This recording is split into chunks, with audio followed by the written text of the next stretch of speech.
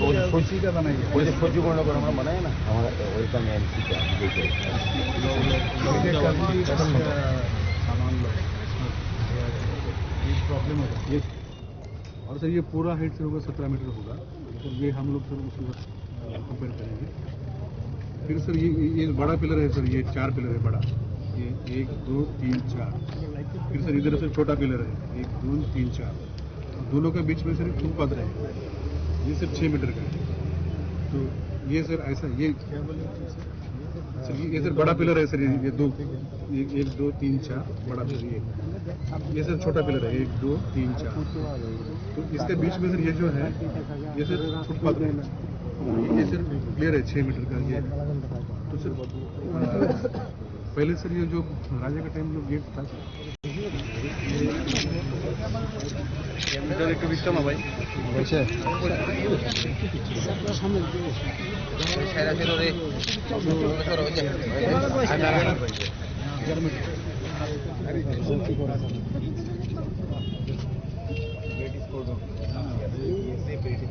अभी सर जो है सेंटर पॉइंट अभी भी सर राजबरी का गेट जिसका है कमन साउथ राजबरी वो हमने पूरा सेंटर पॉइंट बनाना है, क्योंकि अभी देखो ये रास्ता वहाँ तक बहुत ज़्यादा ही कर रहा है।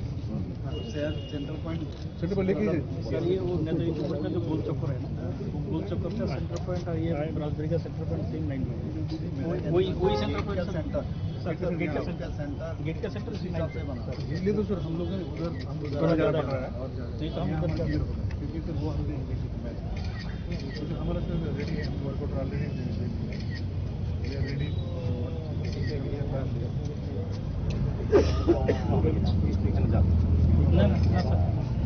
मेन गेट तो ऑब्जेक्शन नहीं पट्टी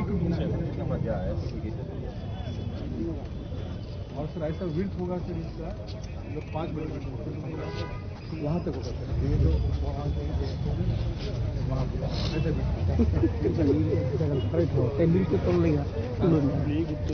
ऐसा सर जो गेट है ऐसा होगा 5 मीटर 15 फीट विड्थ होगा।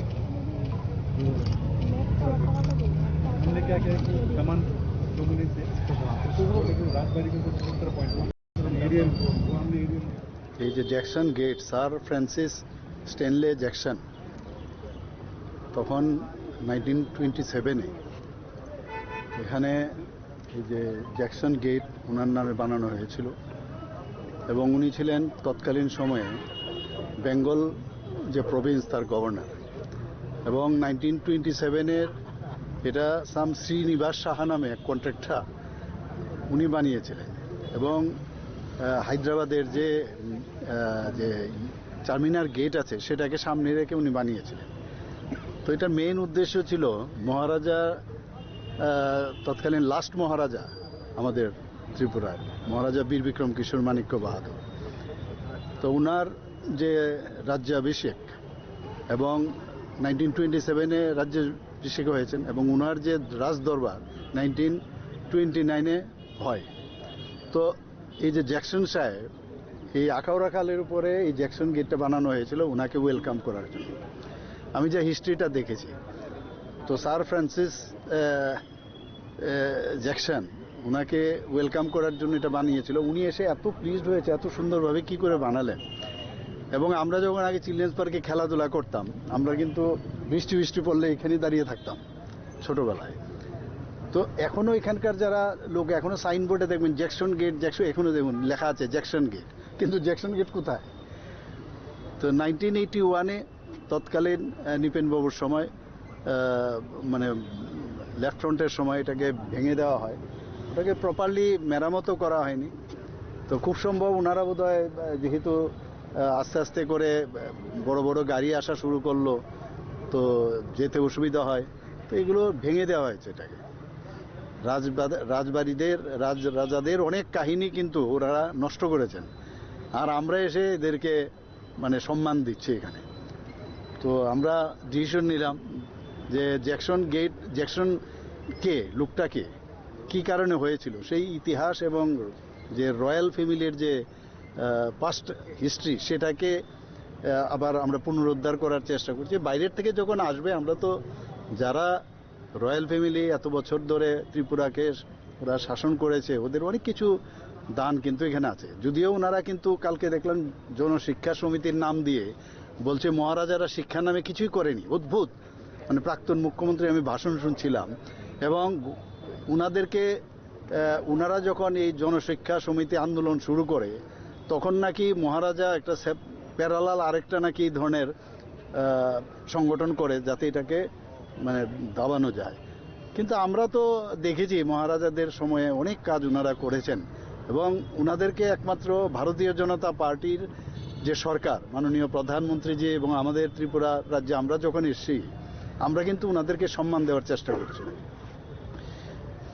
এবং শুধু সম্মান না, আগের যেসব জায়গাগুলো কোনোদিন ওনাদের সময়ও হয়নি, যেমন কামানচৌনের পাশে যে আইল্যান্ডটা, সেটাও আপনারা দেখেছেন মহারাজা বীর বিক্রমের নামে ওনার একটা মূর্তি সেখানে স্থাপন করেছে। এবার জ্যাকসন সাহেবকে তো নেক্সট জেনারেশন বা এখনের জেনারেশন জানে না, তো এই জ্যাকসন সাহেবের নামে আবার নতুনভাবে আমরা এই যে একটা সুন্দর gateway to the Ujjayanta palace, সেটাকে আমরা নতুনভাবে আবার সেট আপ করছি, এবং একটু বড় সড়ো করে যাতে গাড়ি ঘোড়া যাতে অসুবিধা না হয় সেই কারণে আজকে এলাম। আর এখানে যেহেতু ড্রেনের উপর আগে ছিল, ড্রেনের উপরে করা যাবে না, তো ড্রেন থেকে একটু পাশে সরিয়ে এটা করা হচ্ছে। এর জন্য এলাম দেখতে এখানে, যে যাতে সেন্টারটা ঠিক থাকে ইত্যাদি, যতটুকু পারা যায় যাতে ইতিহাসটা ধরে রাখা যায়। কবে নাগাদ শুরু হবে, কত টাকা? না, এর মধ্যে আমাকে ওরা জিজ্ঞেস করছিল কবে নাগাদ দিয়ে করবো ওই জন্য ভূমি পূজন, তো বলছে রেডি। আমরা তো চাইছি যে তাড়াতাড়ি যেন হয়। বাজেট কত টাকা? বাজেট এখন ওরা তো বানাবে, ডিপিআর বানালে বাজেট কোনো সমস্যা নেই আমাদের কাছে। এই রাজবাড়ি থেকে একদম সেন্টার, একদম গুলবাজারের যে নেতাজি, এটা করে এইটাই ছিল আগে, এগুলো ছিল আগে। এখানে যতগুলো বিল্ডিং পুরনো দেখুন, আবার পুরনো স্মৃতিগুলো যাতে অনেকে ভেঙে ফেলেছে, কিন্তু আমরা বলেছি অ্যাটলিস্ট ফ্রন্ট সাইডটা যেন আগের মতো থাকে। এর জন্য আরডি ডিপার্টমেন্ট থেকে অলরেডি চেষ্টা করছে ওটাকে পুনরুদ্ধার। কত বছরের মধ্যে শেষ করার একটা লক্ষ্য? না, এটা তার হয়ে যাবে, বেশি সময় লাগবে বলে মনে হয় না। क्या किरण कितने कितना टाइम लग सकता है? गेट तो हम लोग 6 महीने में करेंगे, लेकिन जो पूरा फसाड है और 1-1.5 साल में हम पूरा फसाड कर देंगे। আর আমি এখনো এটাও বললাম যে মানুষ যেন উপরে উঠতে পারে, একটা সিঁড়ি যদি করা যায় তাহলে মানে এটা মানে ফটো অনেক সময় তো 4 মিনিট এতটা তো টোকেন মানি একটা যাই হোক, এটা তো পরের কথা। হ্যাঁ, ওইটাও করার একটা চিন্তা।